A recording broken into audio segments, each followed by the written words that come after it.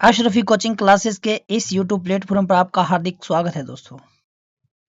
और गणतंत्रता दिवस की आपका हार्दिक शुभकामनाएं। जो वर्तमान गणतंत्रता दिवस है वो कौन सा मनाया जा रहा है दोस्तों? तो 75वां गणतंत्रता दिवस की उपलक्ष्य में आपका हार्दिक स्वागत है। तो आज हम फिर से करंट अफेयर की क्लास लेके आए दोस्तों, लेकिन आज क्या हुआ, कुछ कारणवश हम लेट हो गए थे, तो इसीलिए मैं आपकी क्लास ये इसी वक्त दे रहा हूँ। तो हमारा जो सबसे पहला क्वेश्चन है दोस्तों, उस पर चलते हैं कि सबसे पहला जो क्वेश्चन है वो कौन सा रहेगा। कौन सा शहर G20 की पहली पर्यावरण और जलवायु स्थिरता कार्य समूह का मेजबान है? तो चेन्नई, बेंगलोर, कोलकाता या मुंबई? तो आपको इसका सही आंसर बताना है दोस्तों। इसका सही आंसर कौन सा है? बेंगलोर है दोस्तों।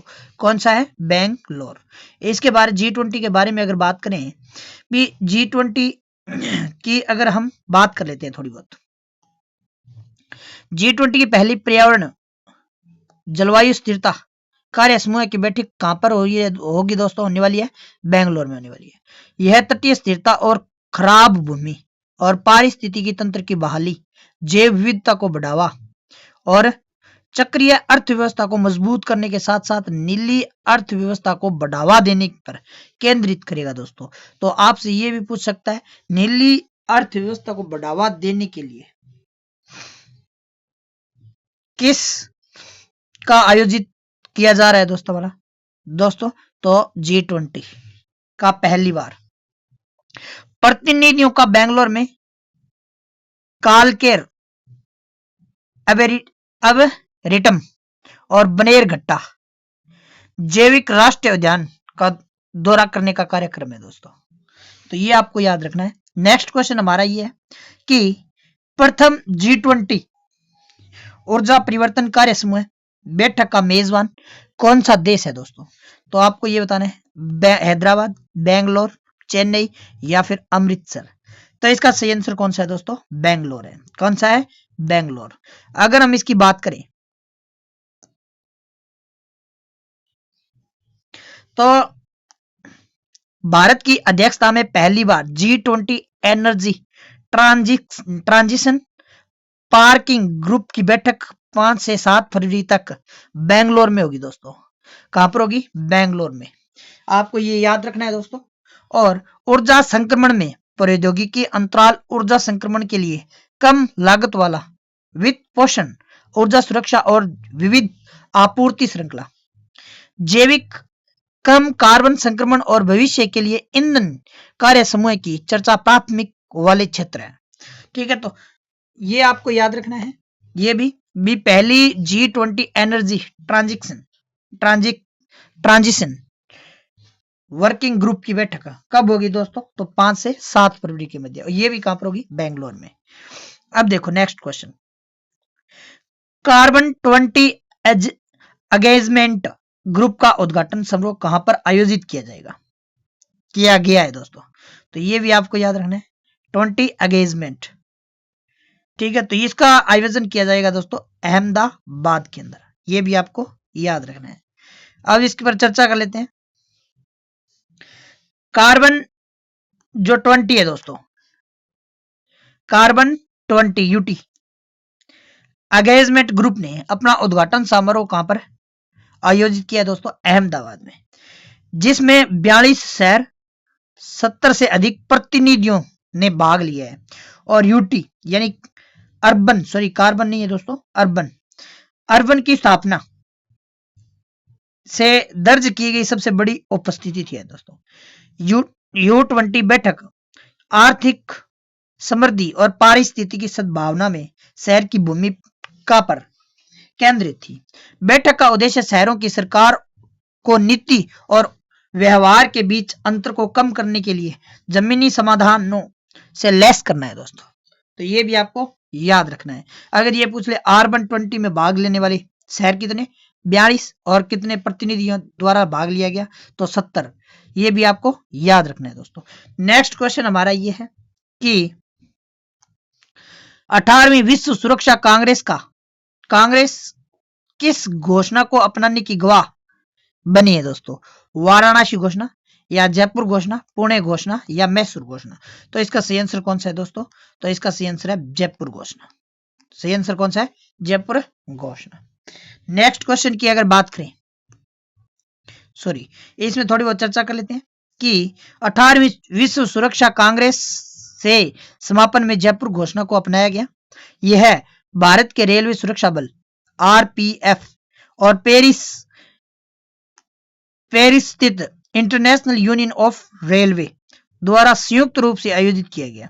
विश्व स्तर पर मान्यता प्राप्त यह मंच रेलवे क्षेत्र में मौजूदा सुरक्षा चुनौती पर केंद्रित है दोस्तों। ये भी आपको याद रखना है।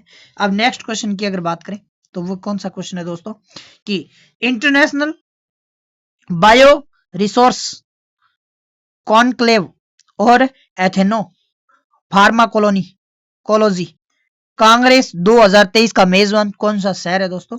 तो मुंबई, इम्फाल, कोलकाता या बेंगलोर? तो इसका सही आंसर कौन सा है दोस्तों? इम्फाल। कौन सा है? इम्फाल। अब इस पर चर्चा करें कि इंटरनेशनल बायो रिसोर्स कॉन्क्लेव और एथेनो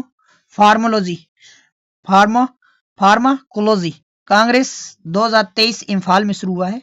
यह केंद्रीय मंत्री डॉक्टर जितेंद्र सिंह ने इंटरनेशनल बायोटेक कॉन्क्लेव का उद्घाटन किया दोस्तों। आबादी के बाद पहली बार उत्तर पूर्व क्षेत्र में जैव प्रौद्योगिकी एवं अंतर्राष्ट्रीय सम्मेलन का आयोजन कर रहा है दोस्तों। सम्मेलन में 35 से अधिक देशों का प्रतिनिधित्व करने वाला 700 अधिक अंतर्राष्ट्रीय और अंतरराष्ट्रीय व राष्ट्रीय प्रतिनिधित्व ने क्या लिया है? भाग लिया दोस्तों। तो ये भी आपको याद रखना है। इंटरनेशनल बायो रिसोर्स कॉन्क्लेव और एथेनो फार्माकोलॉजी कांग्रेस 2023 में कितने देशों ने भाग लिया? तो 35 से अधिक देशों ने। और कितने प्रतिनिधियों ने भाग लिया? तो 700 अधिक। नेक्स्ट क्वेश्चन की बात करें। नेक्स्ट क्वेश्चन 2023 में 5वें आसियाना भारत और व्यापार शिखर सम्मेलन, आसियाना भारत व्यापार शिखर सम्मेलन का मेजबान कौन सा शहर है दोस्तों? नई दिल्ली, ढाका, कुआलालंपुर या सिंगापुर सिटी? तो इसका सही आंसर है दोस्तों कुआलालंपुर। कौन सा है? कुआलालंपुर। इस पर अगर बात करें तो 5वां आसियाना भारत व्यापार शिखर सम्मेलन कुआलालंपुर के बरजाया टाइम्स स्क्वायर होटल में आयोजित किया गया दोस्तों। यह शिखर सम्मेलन आसियाना भारत मित्रता वर्ष का हिस्सा है। इसका आयोजन विदेश मंत्रालय के आर्थिक कूटनीति प्रभाग और मलेशिया सरकार के अंतर्राष्ट्रीय व्यापार और उद्योग मंत्रालय माध्यम से भारत सरकार की सहायता किया गया था दोस्तों। नेक्स्ट क्वेश्चन की बात करें तो 2023 में बिम्स्टेक ब्लॉक का अध्यक्ष कौन सा देश है? भारत, थाईलैंड, म्यांमार या फिर श्रीलंका? तो इसका सही आंसर है दोस्तों थाईलैंड। कौन सा है? थाईलैंड। अगर इसकी बात करें बिम्स्टेक की, 19वें बिम्स्टेक मंत्री स्तरीय बैठक की मेजबान अध्यक्ष थाईलैंड द्वारा की गई और भारत के केंद्रीय मंत्री डॉक्टर राजकुमार रंजन सिंह 19वीं बिम्स्टेक मंत्री स्तरीय बैठक में भाग लिया। बैठक में भारत में मौसम और जलवायु के लिए बिम्स्टेक केंद्र की स्थापना की गई के लिए भारत और बिम्स्टेक सचिवालय के बीच मेजबान देश में समझौते के मसौदे को भी मंजूरी दी गई। बिम्स्टेक बेकोंग विजन 2030 को मंजूरी दी गई और इसे 6ठे बिम्स्टेक शिखर सम्मेलन में लॉन्च किया जाएगा दोस्तों। नेक्स्ट क्वेश्चन की बात करें तो कौन सा राज्य अंतरराष्ट्रीय MME कन्वेंशन 2023 का प्रमुख राज्य भागीदार है? उत्तर प्रदेश, मध्य प्रदेश, असम, उड़ीसा? तो इसका सही आंसर है दोस्तों मध्य प्रदेश। कौन सा है? मध्य प्रदेश। अंतरराष्ट्रीय SME कन्वेंशन 2023 का तीसरा संस्करण हाल ही में आयोजित किया गया। यह संयुक्त रूप से MSME विदेश मंत्रालय और भारत MSME फोरम के केंद्रीय मंत्रालयों द्वारा आयोजित किया गया। मध्य प्रदेश सरकार प्रमुख राज्य भागीदार है और उत्तर प्रदेश सरकार सहयोगी भागीदार है दोस्तों। तो नेक्स्ट क्वेश्चन की बात करें, किस देश ने एशिया प्रशांत क्षेत्र में त्वरित तेल डिजिटल परिवर्तन का उच्च स्तरीय सम्मेलन की मेजबानी की? भारत, नेपाल, बांग्लादेश, थाईलैंड। तो इसका सही आंसर कौन सा है दोस्तों? तो भारत। कौन सा देश है? भारत देश दोस्तों। एशिया और प्रशांत क्षेत्र में रेल डिजिटल परिवर्तन तेजी से लाने पर एक उच्च स्तरीय सम्मेलन हाल ही में नई दिल्ली में आयोजित किया गया दोस्तों। इसका आयोजन संयुक्त राष्ट्र एशिया और प्रशांत आर्थिक एवं सामाजिक आयोग और केंद्रीय रेल मंत्रालय द्वारा संयुक्त रूप से किया गया है दोस्तों। नेक्स्ट क्वेश्चन, सुरक्षा रक्षा वित्त और अर्थशास्त्र पर अंतरराष्ट्रीय सम्मेलन 2023 का आयोजन किया गया था। विशाखापट्टनम, कोच्चि या फिर नई दिल्ली या मुंबई। तो इसका सही आंसर कौन सा है दोस्तों? नई दिल्ली। कौन सा है? नई दिल्ली। अब इस पर चर्चा करते हैं कि रक्षा वित्त और अर्थव्यवस्था या अर्थशास्त्र पढ़ने में बाय मिस्टेक हो जाती है दोस्तों। तो अर्थशास्त्र और अंतरराष्ट्रीय सम्मेलन 2023 12 से 14 अप्रैल 2023 को नई दिल्ली में आयोजित 3 दिवसीय कार्यक्रम था दोस्तों। सम्मेलन में बदलती सुरक्षा के संदर्भ में वित्त और अर्थशास्त्र पर चर्चा करने के लिए एक मंच प्रदान किया गया। परिदृश्य सम्मेलन का आयोजित रक्षा मंत्रालय वित्त द्वारा किया गया और इसका उद्घाटन केंद्रीय मंत्री श्री राजनाथ सिंह द्वारा किया गया दोस्तों। तो आज के लिए बस इतना ही।